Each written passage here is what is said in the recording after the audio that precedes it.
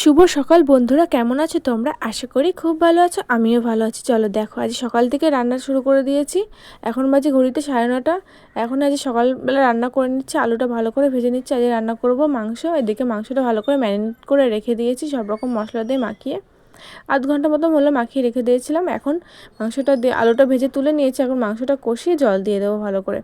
20 minute ধরে কষিয়েছিলাম, কিন্তু পুরোটা ভিডিও করা হয়নি, তাহলে ভিডিওটা অনেকটা বড় হয়ে যেত। এখন মাংসের ঝোলটা ফুটছে, একটু পরে নামিয়ে নেব।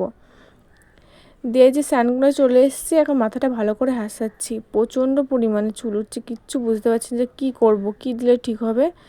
তো এই বর্ষাকাল আসলে এই সমস্যাটা দেখা দেয়, চুল উঠছে। তো কিছুদিন পরে আবার ঠিক হয়েও যাবে, কিন্তু আমার চুলটা উঠতেই থাকে আসল কথা। এই যে এখন ভাত খেতে বসে গেছি। ডাঁটার তরকারি বেগুন ভাজা হয়েছিল, এটার ভিডিও করা হয়েছিল না। এখন সন্ধ্যা হয়ে গেছে, আমি একটু ছবি আঁকছি, মানে ফেব্রিক দিয়ে একটু আঁকছি ফুল। তো ভিডিওটা কেমন লাগলো কমেন্ট করে জানিও, ভালো লাগলে লাইক কমেন্ট শেয়ার করে দিও। ভিডিওটা আজকের মতো এখানে শেষ করছি, বাই।